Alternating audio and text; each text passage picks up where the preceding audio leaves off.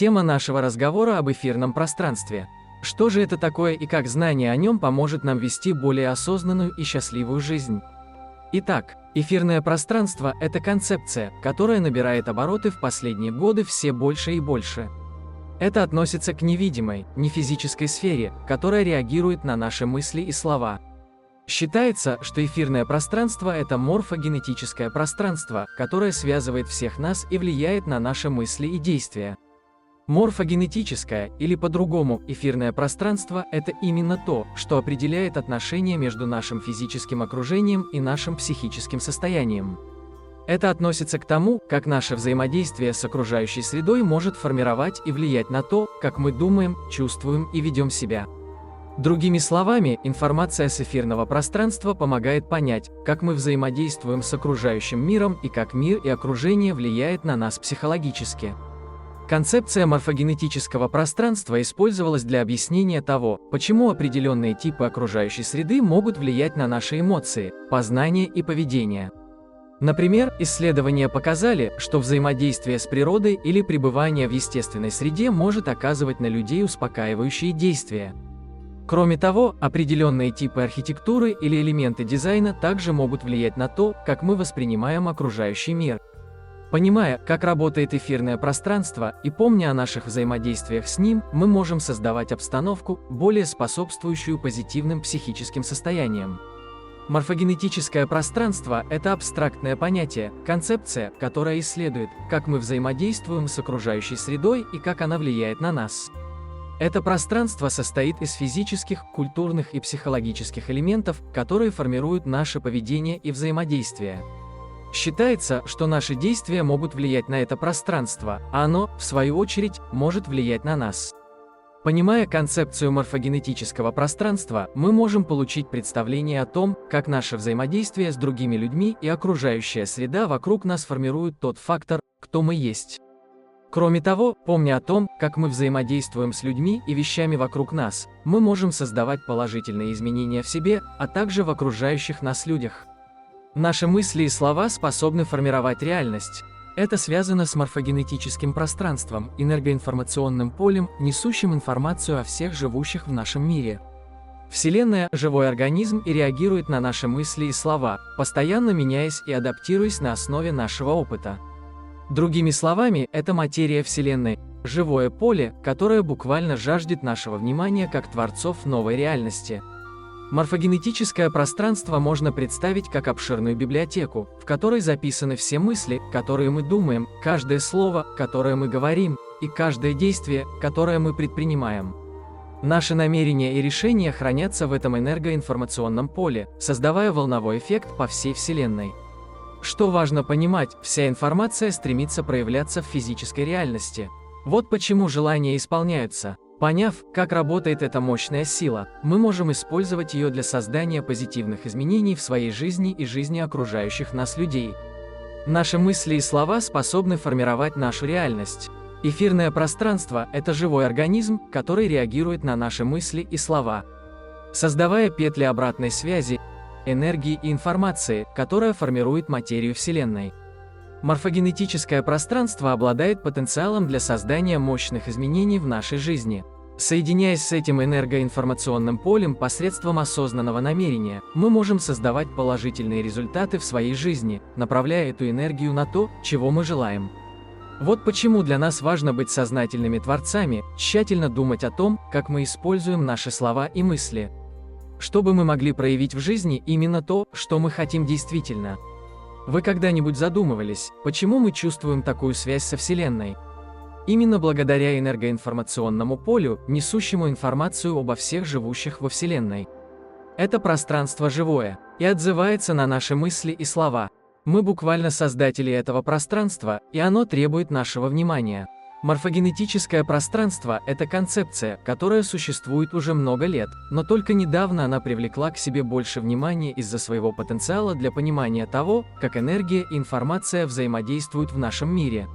Считается, что это поле можно использовать, чтобы лучше понять, как мы можем добиться положительных изменений в своей жизни, а также как мы можем использовать его для улучшения общего состояния здоровья нашего общего дома, нашей планеты. Обладая способностью нести информацию обо всех живых существах, морфогенетическое пространство можно использовать различными способами, например, помогая нам лучше понимать болезни или даже помогая нам принимать лучшие решения, предоставляя нам более подробное представление об окружающем нас мире. Концепция морфогенетического поля интересна, поскольку дает нам уникальный способ понять, как мы учимся.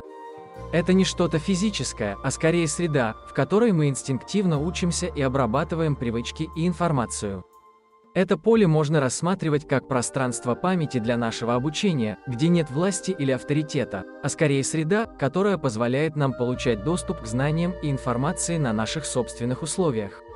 Через это поле мы можем получить доступ к воспоминаниям и переживаниям, хранящимся в коллективном бессознательном. Что дает нам представление о том, как работает наш разум?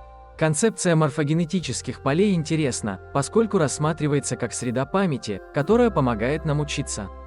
Это не что-то физическое, а скорее невидимая сила, которая воздействует на материю, чтобы обрабатывать привычки и информацию для нас.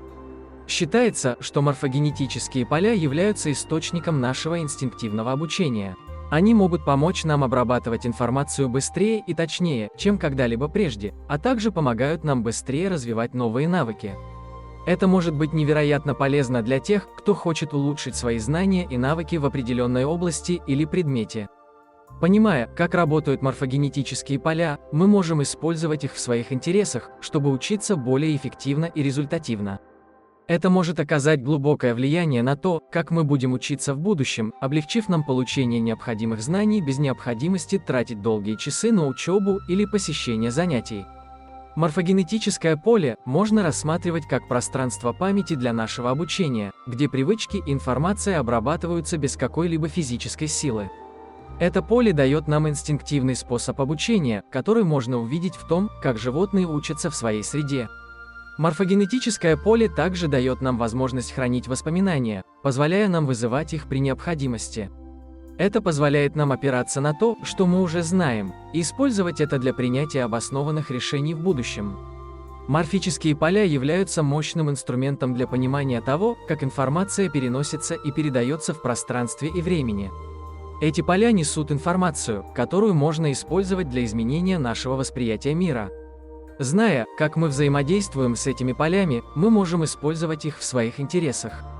Мы можем использовать их для создания позитивных изменений в своей жизни и жизни других людей. Влияя на эти морфические поля, поняв, как они работают, мы можем научиться использовать их более эффективно, что позволит нам достигать наших целей быстрее и легче, чем когда-либо прежде.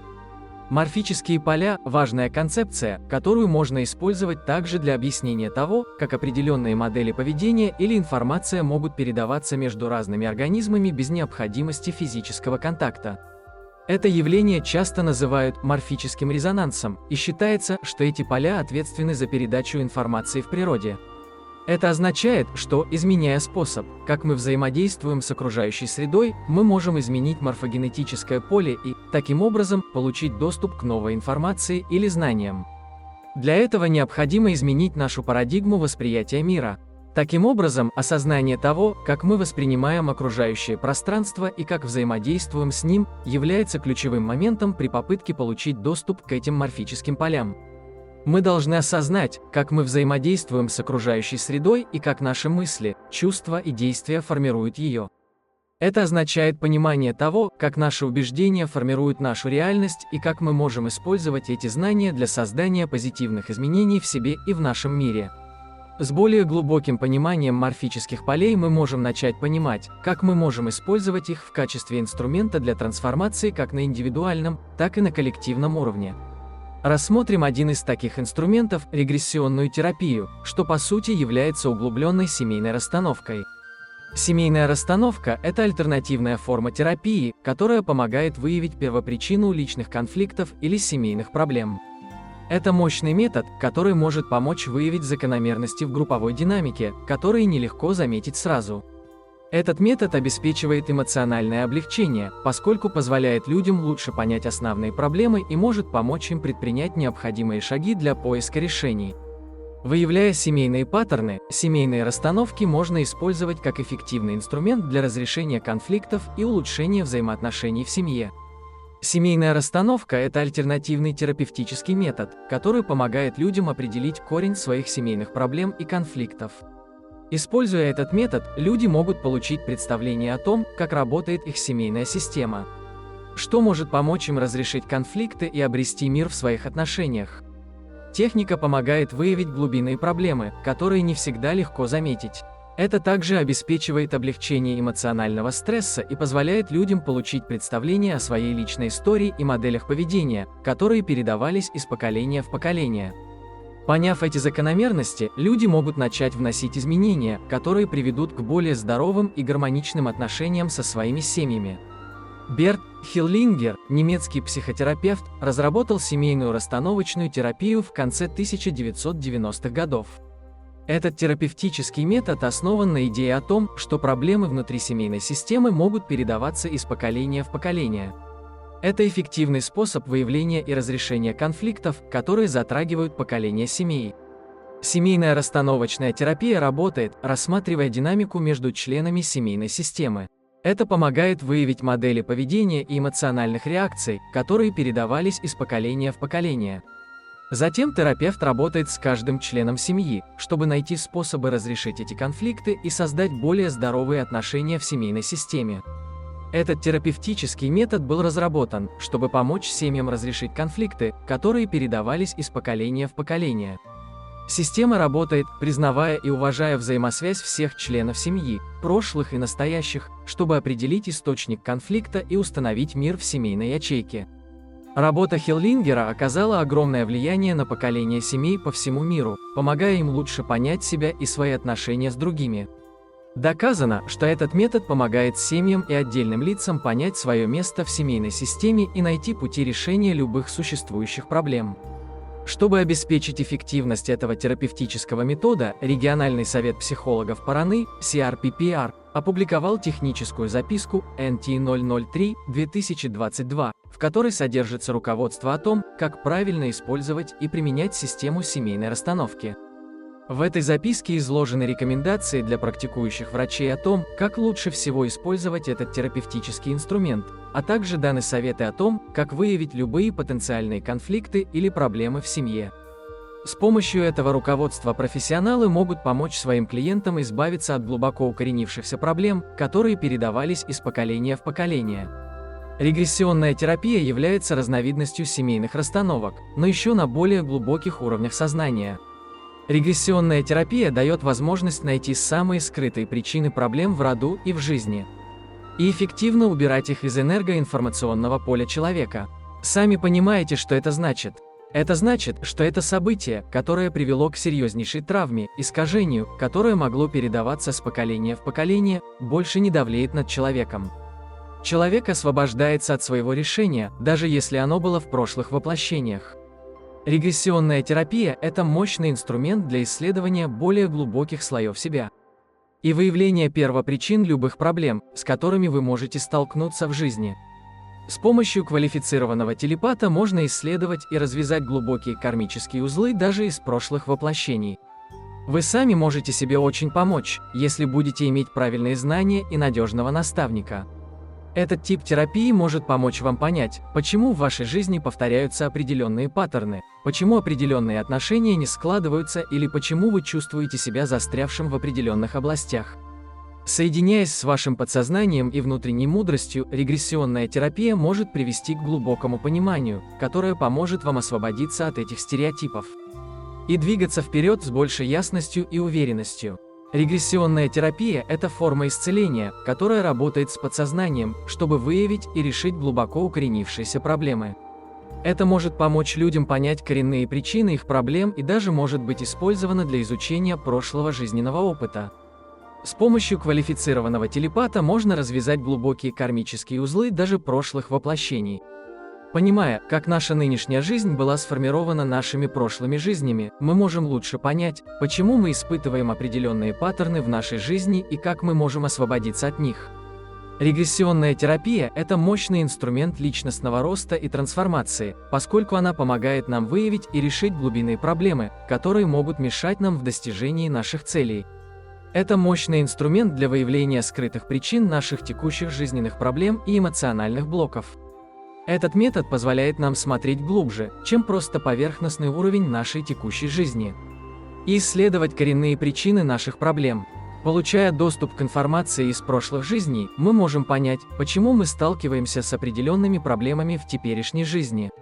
Этот тип терапии может помочь нам понять, как наш прошлый опыт влияет на наши нынешние жизненные ситуации и как мы можем использовать эти знания, чтобы внести позитивные изменения в нашу жизнь.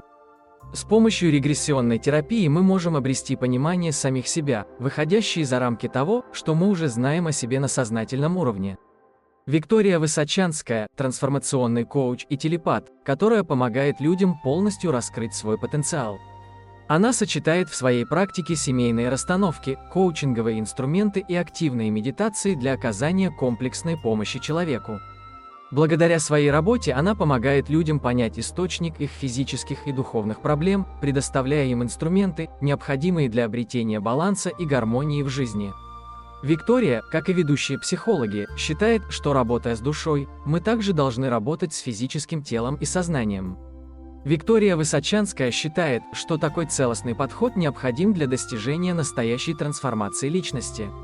Виктория разработала свой уникальный подход к комплексной помощи людям, которые ищут баланс и гармонию в своей жизни. Ее практика сочетает в себе элементы всех трех дисциплин, чтобы обеспечить комплексное решение потребностей любого человека. Работая как с душой, с осознанностью, так и с физическим телом, Виктория предлагает своим клиентам возможность глубже понять свое внутреннее «я» и взаимосвязи с окружающим миром. Также Виктория уделяет много внимания активным и пассивным медитациям как способу гармонизации своего внутреннего состояния и повышения осознанности. Активные медитации включают в себя концентрацию на дыхании, на теле и на уме, чтобы лучше осознавать настоящий момент, а также осознанно принимать решения по поводу прошлых событий. Пассивная медитация, наоборот, позволяет мыслям и чувствам приходить и уходить без осуждения или привязанности. Обе формы медитации могут помочь повысить эффективность жизни, улучшая ясность ума, уменьшая стресс и повышая концентрацию. С помощью активных и пассивных медитаций Виктория побуждает своих клиентов к более глубокому пониманию самих себя, чтобы они могли принимать более осознанные решения для достижения большей гармонии с собой и окружающим миром. Осознание – это ключ к достижению гармонии и баланса в нашей жизни. Это осознание помогает нам помнить о том, как мы реагируем в различных ситуациях и как мы можем лучше справляться с уровнем стресса. Развивая повышенное внимание к своим мыслям и чувствам, люди могут лучше понять коренные причины своих эмоций и также, как они влияют на их поведение. Это повышенное самосознание может помочь вам быть более внимательными в своей повседневной жизни, что приведет к большей эффективности и продуктивности. Осознанность – это понимание также той реальности, что у всех нас есть общее эфирное пространство, которое формируется нашим жизненным опытом и действиями, которые мы предпринимаем. Наши мысли, слова и дела оставляют неизгладимый след в этом коллективном духовном пространстве. По мере того, как мы все больше осознаем этот факт, важно, чтобы мы стали более ответственными за то, что мы думаем и делаем. Мы должны следить за тем, чтобы наши духовные ценности соответствовали влиянию наших действий на коллективное эфирное пространство. Наш жизненный опыт и стремления всегда формируют наш взгляд на мир и тот способ, как мы с ним взаимодействуем. Это понимание оказывает глубокое влияние на наше поведение, поскольку мы становимся более ответственными за мысли и действия, которые мы выбираем. Таким образом, духовные ценности согласуются с нашей повседневной жизнью, побуждая нас принимать решения, которые одновременно будут полезными для нас и окружающих.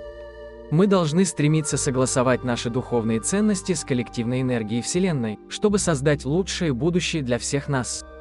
Мы должны убедиться, что наши действия соответствуют этому пониманию, чтобы мы могли внести позитивный вклад в коллективную энергию мира.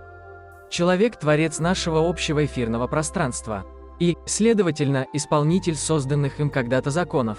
Таким образом, любое насилие над другими, ложь, магия и другие низменные поступки влекут за собой кармическую ответственность за программы саморазрушения нашего общего эфирного пространства. Это означает, что люди, совершающие эти действия, несут ответственность за свои поступки и будут привлечены к ответственности в виде негативной кармы. Таким образом, человек обязан взять на себя ответственность за свои действия и гарантировать, что он не причинит вреда или разрушения другим или себе. Поступая так, он может создать лучший мир с большим количеством мира и гармонии. Творцом нашего общего эфирного пространства с незапамятных времен является человек. Это пространство является отражением нашего коллективного сознания. И все, что мы делаем в этом пространстве, напрямую влияет на нашу кармическую ответственность. Любое насилие над другими, ложь, магия и прочие низменные поступки вызывают кармическую ответственность за программы саморазрушения общего эфирного пространства. Важно понимать, что человек несет ответственность не только за создание этого эфирного пространства, но и за поддержание его в естественном состоянии. Мы должны осознавать, что любая негативная энергия, которую мы создаем в форме насилия или лжи, окажет неблагоприятное воздействие на наше коллективное сознание и, следовательно, на нашу кармическую ответственность. Поэтому мы должны стремиться действовать честно и поддерживать позитивное отношение к другим, если мы хотим сохранить наше эфирное пространство в безопасности от любого разрушения, вызванного нами. Человек – творец нашего общего эфирного пространства, а значит исполнитель созданных им когда-то вселенских законов гармонии. Любое насилие над другими, ложь, магия и прочие низменные поступки вызывают кармическую ответственность за программы саморазрушения общего эфирного пространства. Поэтому нам важно осознавать, что любая форма насилия или негативное поведение по отношению к другому человеку или любому живому существу будет иметь последствия, которые потенциально могут повредить нашему коллективному эфирному пространству и нам в первую очередь. Мы также должны помнить, что все мы связаны в этом большом эфирном пространстве. И все наши поступки и наши решения, наши мысли влияют на всех вокруг нас. Важно проявлять доброту и понимание, чтобы создать безопасное пространство для себя и других.